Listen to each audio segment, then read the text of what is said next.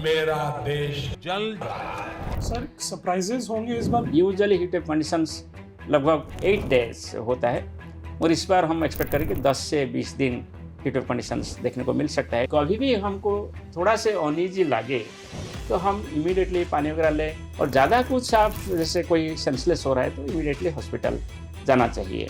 बारिश सही समय पे होगी, सही होगी, लोगों को राहत मिलेगी। बहुत बहुत नमस्कार, मेरा नाम अंकित है और आप देख रहे हैं अपना favourite channel India now and how. आज हमारे साथ एक बहुत ही खास मेहमान है, director general of meteorology Shri Mrityunjay Mohapatra sir का। सर बहुत बहुत नमस्कार आपका। जो नमस्कार। गर्मी का पारा दिनों दिन बढ़ता चला जा रहा है और जनता परेशान होने लगी है। 40 डिग्री अब पहुंच चुका है, ऑलमोस्ट हर जगह पे ऊपर ही चल रहा है। तो आपके हिसाब से सर आप क्या देख रहे हैं, ये तांडव जो है गर्मी का कब तक चलने वाला है और कितना ऊपर जाएगा? इस बार हमने जो पूर्वानुमान जारी किए हैं 2 स्टेज में जारी किए हैं। पहले पूर्वानुमान हम 1 मार्च को जारी किए थे और इसका अपडेट फिर सेकेंड टाइम इशू किया 1 अप्रैल को। 1 अप्रैल को जो हम पूर्वानुमान इशू किए हैं वो अप्रैल में जून ये 3 महीना में ऑन द एवरेज कैसे रहेगा तापमान और हीट वेव कैसे रहेगा इसका पूर्वानुमान है। सर सरप्राइजेस होंगे इस बार, क्योंकि हमें लग रहा है जैसे आपने बोला कि कुछ सरप्राइज हो सकते हैं। जो एरियाज बचते थे या उनमें कम गर्मी पड़ती थी, इस बार वो एरियाज भी इसकी चपेट में आने वाले हैं।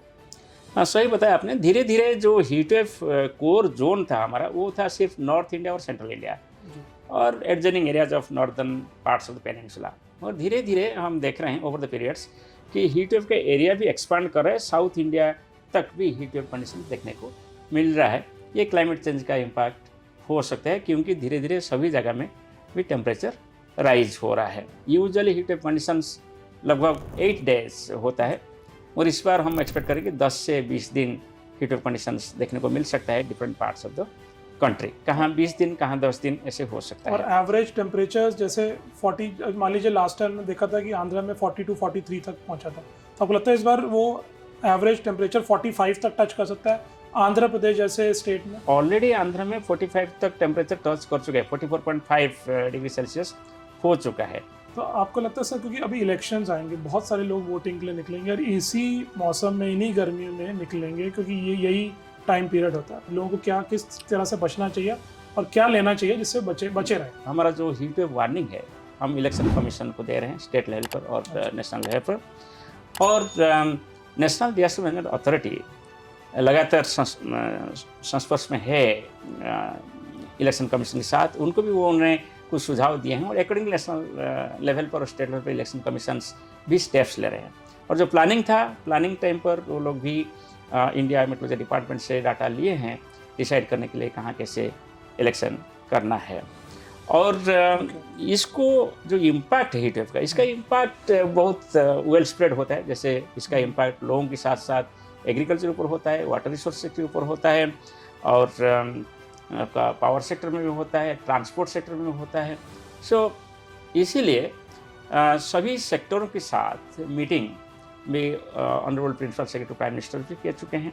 इसलिए पूरा जो हमारा स्टेट लेवल पर और सेंट्रल लेवल पर जो मैकेनिज्म है वो सभी रेस्पॉन्ड कर रहे हैं जो IMD का जो फोरकास्ट इशू हुआ है और अकॉर्डिंगली ये पदक्षेप ले रहे हैं। इसके साथ साथ जो मास मीडिया है और प्रिंट और इलेक्ट्रॉनिक मीडिया वो सभी में भी लगातार अवेयरनेस हो रहा है क्योंकि बहुत सारे इंटरव्यूज़ आ रहे हैं और अवेयरनेस कैंपेन भी एनडीएमए की तरफ से हो रहा है। सबसे बड़ा ये है कि हम इलेक्शन टाइम हो कि कभी बाहर जा रहे हैं तो हमारे पास पानी होना चाहिए क्योंकि बॉडी डिहाइड्रेट नहीं होना चाहिए।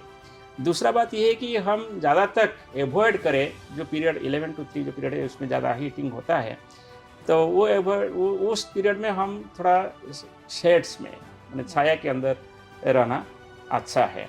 तीसरा है कि कभी भी हमको थोड़ा से अनईजी लागे तो हम इमीडिएटली पानी वगैरह लें और परामर्श कर लें डॉक्टर्स वगैरह को, फर्स्ट एड जो ज़रूरत पड़ता है। और ज़्यादा कुछ आप जैसे कोई सेंसलेस हो रहा है तो इमीडिएटली हॉस्पिटल जाना चाहिए। इसमें बॉडी का कूलिंग का ज़रूरत होता है। बॉडी कूलिंग को हम 2 तरीके कर सकते हैं, फैन के अंदर बैठ के कूलिंग कर सकते हैं, नहीं तो ठंडे पानी में भी कूलिंग कर सकते हैं। कभी ज़्यादा सीरियस है तो फिर बर्फ़ लगा के बॉडी कूलिंग हम कर सकते हैं। जैसे कि हमारा जो हीट स्ट्रेस इसको हम कम कर सकते हैं।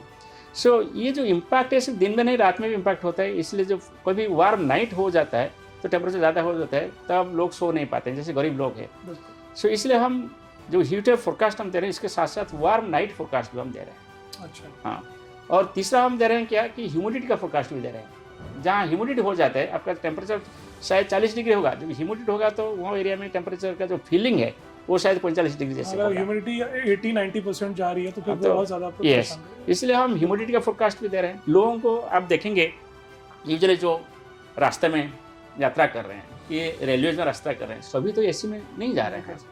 सो नॉन एसी बसेस में जाते हैं, नॉन एसी कार में भी जाते हैं और नॉन एसी ट्रेन में भी जाते हैं। सो उनके लिए जब टेम्परेचर ज़्यादा हो जाता है, गाड़ी में भी ज़्यादा टेम्परेचर होता है। तो इसके लिए हम इंडियन रेलवेज के साथ सहयोग से हमारा जो हीट वेव फोरकास्ट है, इसमें हम इंडियन रेलवेज का लाइन को भी लगाया, रेलवे स्टेशन का भी लगाया। जैसे आप आज पहचान कर लेंगे कि कौन सा रेलवे स्टेशन में अभी हीट वेव चल रहा है। बारिश कब होगी, तो आपको लगता है कि इस साल बारिश सही समय पे होगी, सही होगी, लोगों को राहत मिलेगी? लार्ज स्केल प्रोसेस जो है वो सभी फेवरेबल है मानसून के लिए। बहुत बहुत धन्यवाद मृत्युंजय सर, हमें ज्वाइन करने के लिए बहुत बहुत धन्यवाद। इंडिया नाउ एंड नाउ में आपको ऐसे ही हम आपको और इंटरेस्टिंग लोगों से मिलवाते रहेंगे। देखने के लिए बहुत बहुत धन्यवाद। नमस्कार, जय हिंद, जय भारत।